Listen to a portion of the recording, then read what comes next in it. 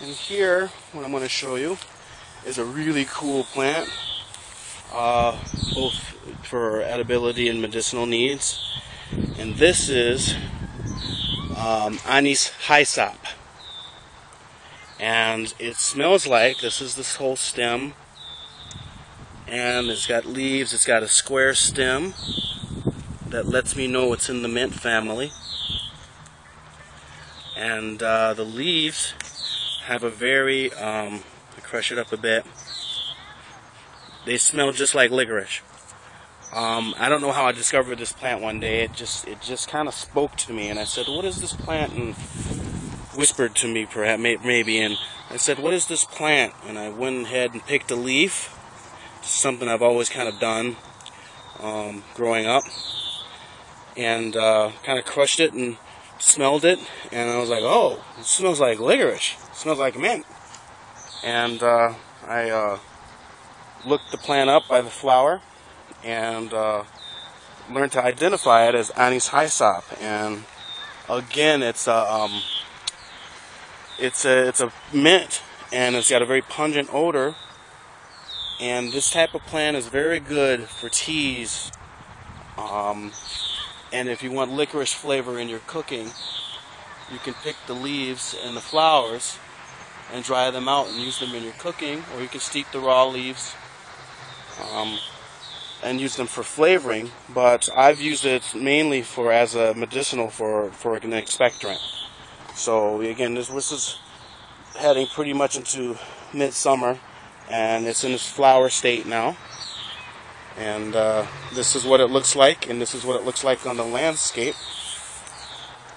So you can kind of learn to identify it. If you're just driving by or walking by, you can kind of see, oh, this purple flower that looks like a really scraggly cattail, purple cattail. You go check that out, and then look for the square stem, and most likely grab a leaf, crush it. Okay. And oh yeah, this is definitely Anise Hyssop.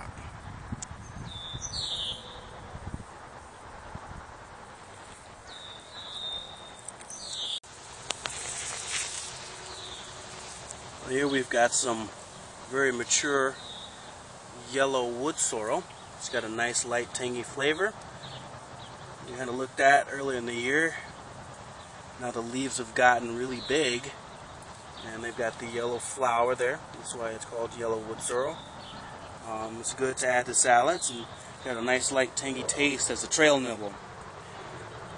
And right now we're just getting a closer look at cattail, as its the leaves are really long. They're getting there. This is a nice long one, jeez. So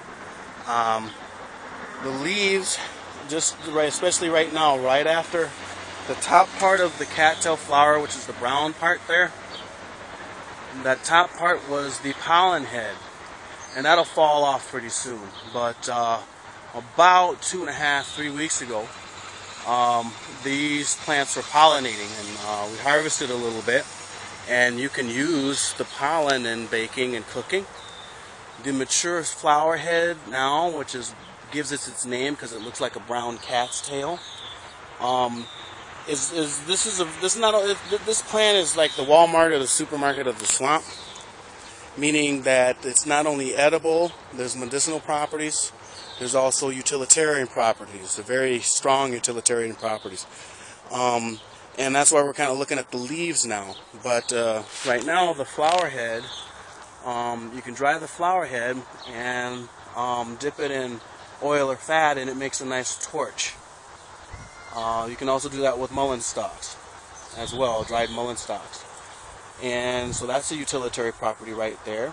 And before it gets to this stage, both parts, the top part and the brown head part, at about almost a month ago, was smaller and in the sheath and was edible. You just simmer them or saute them in butter, and they taste really good. They got a light corny taste to me.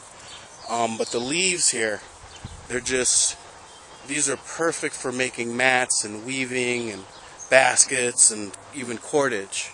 Not as strong as dogbane, which is right over there, which is the white flowers. It's all that dogbane.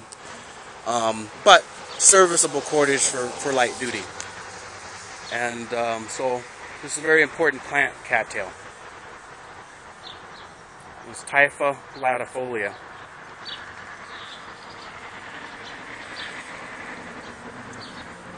So that's what we're looking at, the brown head, which is the flower, and then this is the male part, which is the pollinator, and which is about to fall off in summer, in July, mid-July.